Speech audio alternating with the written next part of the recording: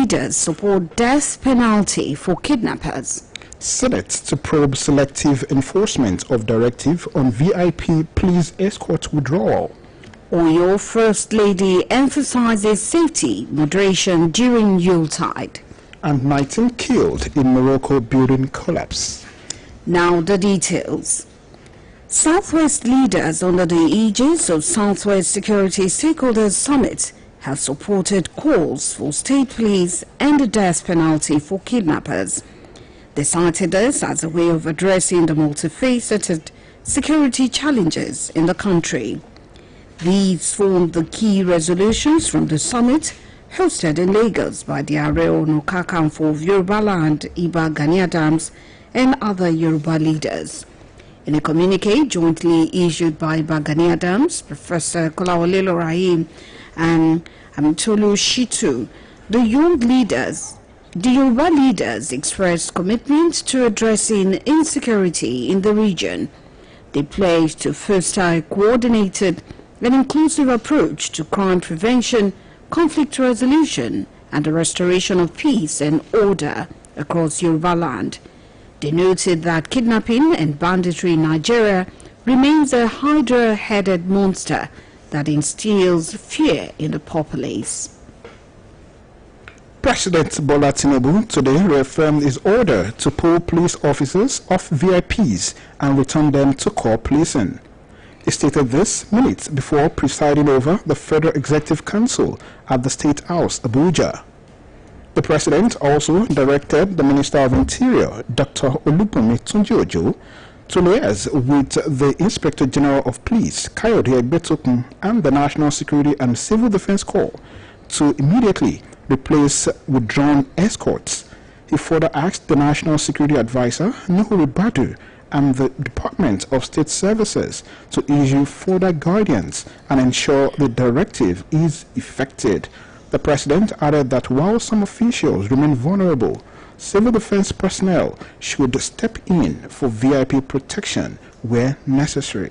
Meanwhile, the Senate has directed its Committee on Police Affairs to investigate the alleged selective implementation of President Bola Tinubu's order withdrawing police escorts from VIPs. The move followed complaints that lawmakers were being singled out while other influential individuals continued to enjoy full security cover.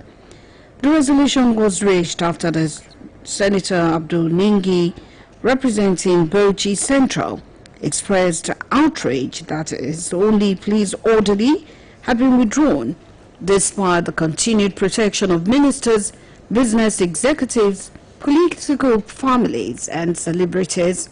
He warned that the uneven enforcement of the president's directive could expose lawmakers to security threats and undermine the intent behind the order. Responding, the Deputy Senate President, Barau Jibrin, confirmed that the leadership had already discussed the matter and taken steps to address the concerns raised. He added that while the Senate fully supports the president's reforms, any breach of the directive should be investigated. The committee is expected to report back within 4 weeks. The House of Representatives Committee on Anti-Corruption has reaffirmed its determination to drive legislative actions that will strengthen the capacity of Nigerian youths to contribute meaningfully to national development. The chairman of the committee, Moshood Akiolu, made the pledge today at an event marking the 2025 International Anti-Corruption Day in Abuja. He noted that the 10th House of Representatives, under the leadership of Speaker Tajuddin Abbas, is intensifying efforts to promote transparency, reinforce legal institutions, and expand civic education initiatives that prepare young people to intensify, resist, and report corrupt practices. He further identified corruption as a persistent barrier to the growth of a genuine democratic culture in the country. Also speaking, the chairman of the Independent Corrupt Practices and Other Related Offences Commission, Musa Aliyu, described corruption as one of the most serious obstacles to development and social equity in Nigeria. Meanwhile, the chairman of the Oyo State Anti-Corruption Agency, Oyaka, retired Justice Enyeson, has advised the public to promptly report suspected corrupt practices to the nearest office of the anti-graft agency. Justice Enyeson was discussing the anti-corruption crusade in Nigeria on the BSOS TV Current Affairs Breakfast Program, AM 120. BSOS reporter Olamide Olabi monitored the program and compiled these details. While speaking on anti-corruption crusade in Nigeria, the chairman of the Oyo State Anti-Corruption Agency, Oyaka, Honorable Justice Enyeson, retired, noted that the state government has created an enabling environment for the agency to function effectively and has continued to provide full financial support. She explained that the agency has taken a sensitization campaign across the geopolitical zones of the state, and so far, Oyaka has handled more than 550 cases, secured about 7 convictions, and currently has 14 individuals facing trial. When Oyaka was set up, it was the ICPC that came to train us. All the officers were trained by the ICPC Academy, which is in Kebbi. And whenever we receive petitions in which we don't have jurisdiction to look into, we refer them to the appropriate agencies like ICPC or EFCC. For instance, there's specific provisions in the EFCC law for cybercrime. They have the jurisdiction to go into that crime. We don't have that jurisdiction. But once in a while, we get petitions bordering on cybercrime, and we refer such petitions to the EFCC. Honorable Justice Enyeson, retired, stated that the law empowers the agency to investigate corrupt practices and address complaints related to the administration of departments and agencies in Oyo State. She added that they extended their sensitization efforts to tertiary institutions because students represent the future, and instilling anti-corruption values in them will help build a society where integrity is the norm and not the exception. The law speaks of corrupt practices, that we have the power to look into any allegation of corrupt practice against anybody, any organization. Recently, we forced a contractor, a very big contractor, I don't want to mention the name, back to site. He collected government money several years ago and just absconded. You see, that is why we target the young people. They are our future leaders. We target them because they have a very important role to play. We let them imbibe by teaching them about the ill effects of corruption and what they can do to prevent and combat same. So, you know, children, they are products of their upbringing. They don't know any better than to look up to people who are in authority over them, so that in future they can shape a society where integrity is the norm rather than the exception. Honorable Justice Enyeson, retired, also stressed that the agency is intentional about how it treats individuals who appear before it, ensuring that human dignity is always upheld. Olamide Olabi, Business News. In the meantime, the federal government today arraigned a former Minister of Aviation, Stella Odua, at an Abuja High Court over alleged 2.4 billion naira fraud. She was arraigned alongside Gloria Odita on a 5-count charge bordering on alleged fraud, obtaining by false pretense, and criminal breach of trust. The prosecution alleged that the defendants conspired in January 2014 to obtain a total of 2 billion naira from the Federal Ministry of Aviation through 2 companies under alleged fraudulent claims. The Attorney General of the Federation, Lateef Fagbemi, SAN, appeared personally for the prosecution. The defendants, however, pleaded not guilty to the charges preferred against them. The defendant's lawyer, Onyeche Ikpeazu, SAN, for Stella Odua, and Wale Balogun, SAN, for Gloria Odita, subsequently moved the applications for bail, which Justice Hamza Mwazu granted under self-recognition and adjourned the matter to the 12th of February. Similarly, the Economic and Financial Crimes Commission, EFCC, has detained the former Attorney General of the Federation, AGF, Abubakar Malami, after he failed to meet bail conditions. It was gathered that the former AGF remained in custody until 10 p.m. on Tuesday. Malami is being asked by the anti-graft agency to account for issues relating to money laundering, particularly the operation of suspicious accounts. He was detained over alleged terrorism financing and the whereabouts of Apache loot recovered from Switzerland and the island of Jersey in the UK. He is expected to remain in custody until bail requirements are fulfilled. This broadcast of Newscope comes to you from the Broadcasting Corporation of Oyo State, Ibadan. The wife of the Oyo State Governor, Engineer Tamunomini Makinde, has urged women across the state to prioritize safety, moderation, and togetherness as they celebrate during the festive season. This was contained in the Oyo State First Lady's message at the end of the year party for women in the state, where she was represented by the wife of the Deputy Governor, Chief Mrs. Ajibola Lawal. Biswell reporter Dabnola Daudu covered the event. She reports. Wife of the Oyo State Governor, Her Excellency Engineer Tamunomini Makinde, organized a successful end-of-the-year party for women in Oyo State. The colorful and vibrant gathering aimed to celebrate and appreciate the contributions of women to community development, governance, and family life across the state. The event drew stakeholders, female professionals, and women-led associations from all zones of Oyo State.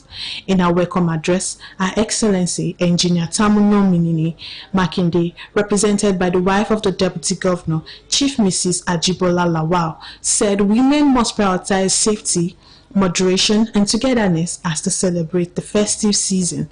She commended Oyo State women for their unwavering dedication to family, community, and socio-economic growth, urging them to continue supporting one another and participating actively in leadership and governance. To continue to love, to give love to the household, to their neighbors, to humanity in general. They should be good ambassadors of the government of Oyo State. Women in Oyo State should celebrate the love of the Almighty Father, that is our Lord Jesus Christ, in a unique way, exchanging love to each other, giving gifts to people, to the needy ones. There is no one that is poor that cannot give to others. We can give in various ways. So women, we should do that which is right to humanity. Delivering her address, the Oyo State Commissioner for Women Affairs and Social Inclusion, Mrs. Toyin Balogun, applauded the resilience, creativity, and leadership displayed by women throughout 2025. She noted that the celebration underscored the vital role women played in the stability and progress of the state. On behalf of the Ministry of Women Affairs and Social Inclusion, I assure you that we remain dedicated with the ample support from Her Excellency and His Excellency. We remain dedicated to promoting policies and programs that will enhance the well-being, safety, economic independence and dignity of every woman in Oyo State. Together with Her Excellency and the entire government of His Excellency, Governor Seyi Makinde FNSC, we will continue to champion the cause of women and ensure that no woman is left behind. Also speaking at the event, the Secretary of the National Council of Women's Societies, Oyo State Chapter, Mrs. Oluyole, appreciated the state government for consistently recognizing and celebrating the contribution of women across the state. I appreciate her countlessly. I want to appreciate her just say God bless the mom, and God bless your state, and God bless Nigeria. Highlight of the ceremony was the presentation of Christmas gifts to representatives of Women's Association and delegates from various local government areas, a gesture aimed at supporting women as they round off the year and prepare for the festive season. Damilola Daudu, BCO West News. Osun State Governor Ademola Adeleke has emerged as the governorship candidate of the Accord Party for next year's governorship election. The screening committee of the Accord Party declared Governor Ademola Adeleke as the sole aspirant for the party's governorship ticket. The chairman of the screening committee and national organizing secretary of the party, Ibe Thangod, confirmed this in a statement. He said Adeleke met all the requirements for nomination and was subsequently cleared as the sole candidate for the party. The certificate of clearance was presented to Governor Adeleke by the committee chairman today in Oshogbo. Recall that Governor Ademola Adeleke announced his defection to the Accord Party on Tuesday after resigning his membership of the People's Democratic Party on the 2nd December. Meanwhile, at least 7 Osun State governorship aspirants on the platform of the All Progressive Congress (APC) have stepped down from the race after meeting with President Bola Tinubu today. They have all agreed to support Bola Oyebamiji as the consensus governorship candidate in the forthcoming party primary. The meeting, called by President Tinubu at the presidential villa, was however boycotted by one of the aspirants, Senator Iyola Omishore. Senator Omishore had earlier described his disqualification from the primary as a joke. The aspirants who stepped down include former Deputy Governor Benedict Oluyole Alabi, Dotun Babayemi, Akin Ogunbiyi, Senator Babajide Omoworare, Kunle Adegoke, Babatunde Haketa Oralusi, and Munikat Abiola Jima. Christians have again been reminded that death is inevitable and whatever is done while alive will be accounted for on the day of judgment. The duo of Pastor Lekun Oluyole and Reverend Sam Adejobi stated this at the wake and burial service of Pastor Samuel Adigbola and Mama Elizabeth Adigbola. Details of this report is presented by Olamikbosi Ishola.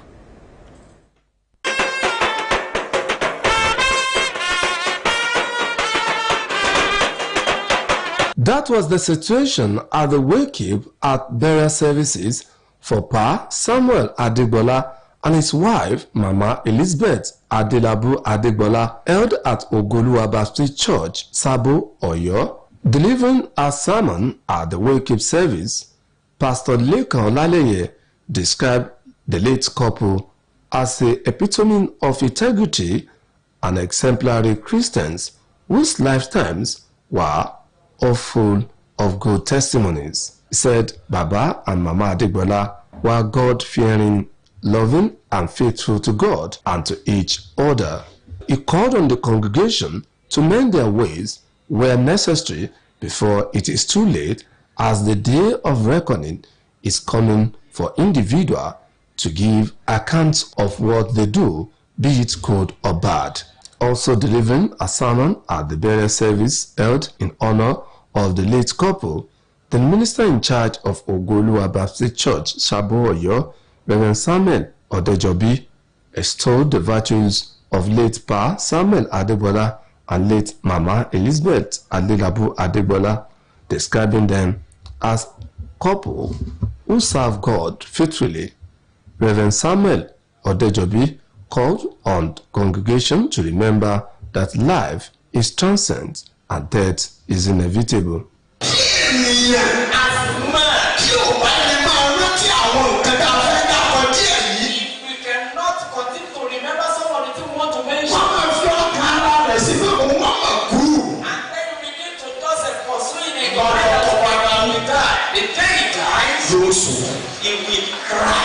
In an interview, some of the children of the deceased said they will miss Pa and Mama for their roles and what they stood for as good parents. my dad, Baba is disciplinarian and is a devoted Christian. Somebody that you can describe as a patriot. Baba is a good man. I may even say he's a father. He's a lovely father. Samuel Adegola was a good father. He trained us very well. He taught us the way of God. He's a kind man. Baba Adegola was a good father-in-law. He was a prayer warrior. A dedicated man of God. Pa Samuel Akamu Adegbola, also known as Baba Taylor, was aged 110, while his wife, late Mama Elizabeth Ayoka Adelabu Adegbola, clocked 80 years before her transition to glory. The burial ceremonies were attended by eminent personalities from far and near, including the Governing Council Chairman of Oyo State College of Health Science and Technology, Ibadan, Honorable Babatunde Olani Akoro, the college provost, Mrs. Oluyole, and Pastor Abraham Akinpelu of CAC Agbala Atura, Ibadan. On the foreign scene, at least 19 people were killed and 16 are injured when 2 four-story buildings collapsed in the historic city of Fes, Morocco today. Foreign Desk Editor Folashade Akintola compiled the story and others, as presented by Bimbo Akombi. The death toll from the collapse of the four-story building on Wednesday included children, local media reported. The buildings were inhabited by 8 families and were in the Al-Mustaqbal neighborhood, the state agency said. The injured were transported to the University Hospital's center in Fez, the state news agency also reported. Fez, a former capital of Morocco dating back to the 8th century and the country's third most populous city, was caught up in a wave of protests 2 months ago against the government over deteriorating living conditions and poor public services. In September, deteriorating living conditions in Morocco caused protests over poverty and public services. Some authorities have suggested that many structures could have weakened following massive earthquakes that same year. About 200,000 people have fled their homes in the Eastern Democratic Republic of Congo, DRC, in recent days, the United Nations said, as Rwanda-backed rebels swarmed a strategic town just days after a United States-led peace effort, which now appears under severe threat. The M23 armed group pushed into and around the strategic city of Uvira in South Kivu province on Wednesday, local authorities said, as part of a new offensive in which at least 74 people had been killed, according to the United Nations. The latest fighting comes despite the United States-mediated peace agreement signed last week by the Congolese and Rwandan presidents in Washington, D.C. The accord did not include the rebels, who are negotiating separately with the DRC, and agreed earlier this year to a ceasefire that both sides accuse each other of violating, but it obliges Rwanda to halt support for armed groups. The presence of M23 rebels in Uvira was confirmed on Wednesday afternoon, the Reuters news agency reported, citing 4 sources, including 2 residents. And finally, Hamas leader has vowed to curb Gaza attacks on Israel but rejects disarmament. The head of Hamas abroad, Khalid Meshal, has offered assurances that the group will take measures to curb any future attacks on Israel from the besieged Palestinian enclave, but added that surrendering its weapons will be like removing the soul from the group. Hamas said on Tuesday that the ceasefire cannot move forward if Israel continues its violations of the agreement, with authorities saying the truce has been breached at least 738 times since taking effect on October 10. The U.S. brokered ceasefire agreed in October has largely held despite frequent Israeli violations and fear by Hamas. At least 377 people have been killed in Israeli attacks, yet at the Doha Forum last week, mediators warned that momentum behind the deal is slipping. Qatar's Prime Minister Sheikh Mohammed bin Abdul Rahman bin Jassim Al Thani said at the forum that the Gaza ceasefire was at a critical moment, while the Turkish and Egyptian foreign ministers urged the United States and other parties to redouble efforts to keep the process on track. Bimbo Akambi, BCOS News. To end this edition of Newscope, here again are the main points. Southwest leaders under the aegis of Southwest Security Stakeholders Summit have supported calls for state police and the death penalty for kidnappers. The Senate has directed its Committee on Police Affairs to investigate the alleged selective implementation of President Bola Tinubu's order withdrawing police escorts from VIPs.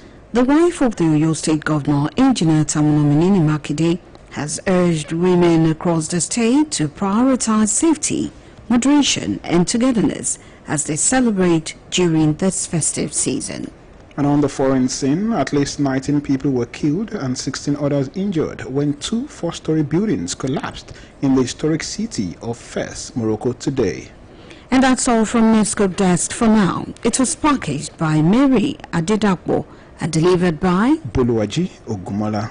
I am Jamila Iligbide. Thank you for listening, and do not forget to tune in for the Yoruba version at 8 p.m. Good evening.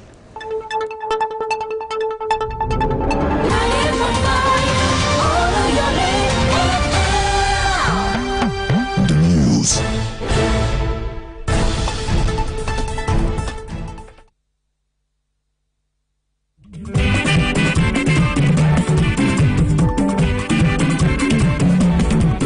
charity ẹni fẹ́ ṣàríyá o gbogbo ẹni fẹ́ ṣàjọ̀dún àbẹ́ni fẹ́ ṣèpàdé o gbogbo ẹni fẹ́ ṣènáwó BCOS background òun yẹn máa bọ̀ BCOS background òun ló kájọ ẹ̀ fún gbogbo ayẹyẹ èyí tẹ́yìn bá fẹ́ ṣe BCOS background òun yẹn máa bọ̀ o.